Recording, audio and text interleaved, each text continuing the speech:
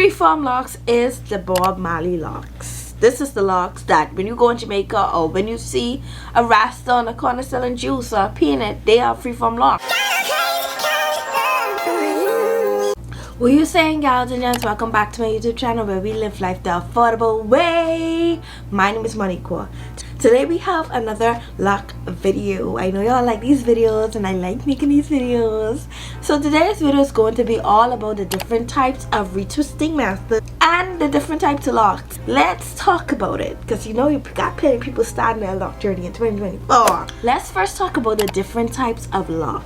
Now, as y'all know, there are many different types of locks out there. Different types of locks are traditional locks. That is the locks that I currently have and I embrace and I show y'all on my channel. We have sister lock. That's the lock that's really fine. We have freeform lock. That's the Bob Marley lock. Then we have semi-freeform locks. Those are freeform locks, but the locks that have like a pad. So let's get into traditional locks. Traditional locks is basically basic locks. With traditional locks, you can get either medium to large part. It's definitely the most popular lock because when I first started my lock journey, I didn't even look at those other types of locks. Like I showed her a picture of traditional locks and that's what I got. With traditional locks, there does come more trips to the salon because we have to get our locks done every month. But it's not guaranteed, like you don't have to do your locks every month. But with traditional locks, we get our locks due every month.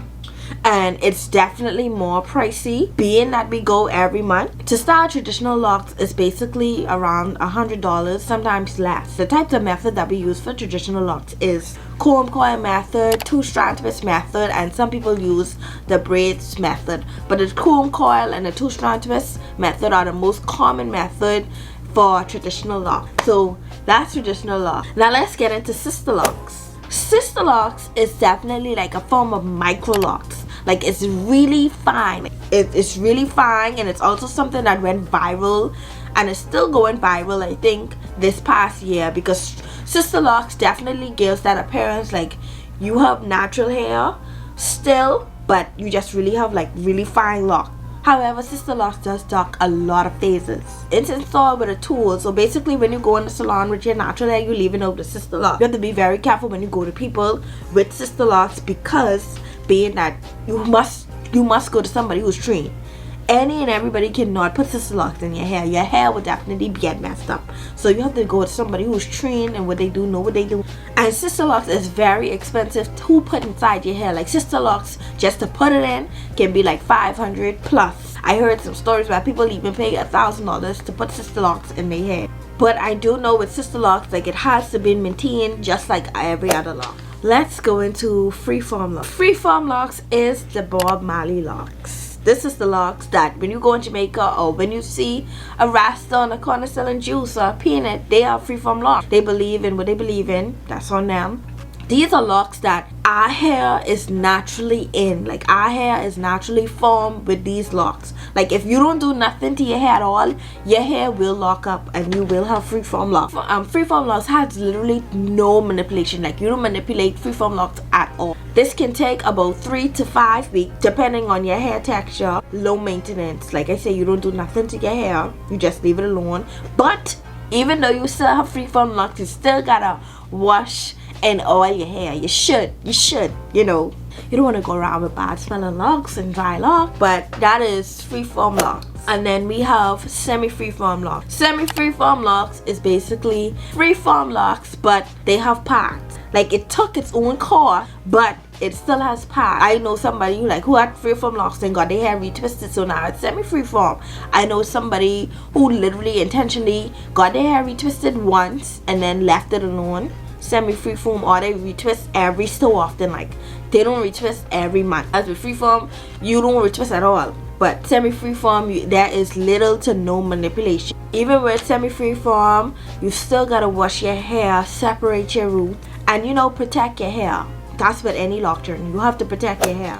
Now let's get into the different retwist methods. It is 2024. There are a lot of techniques on the market, but we're going to talk about the basic. The first retwist method is interlocking method. I am strongly against interlocking method, but I do know some people that it works for. Interlocking method is used with a crochet needle. They basically loop your locks using a crochet needle. So it's basically just retightening your lock. Interlocking, I don't think you need little to no product for interlocking. Then we use the palm roll method. I personally use this method. Palm roll is good for shaping your locks, and it's also good for retwisting. That's like the number one method that mostly everybody know about. You basically retwist your hair and just wrap it around and palm roll it into your hand, laying all your files and everything down. And then we got the comb retwist method.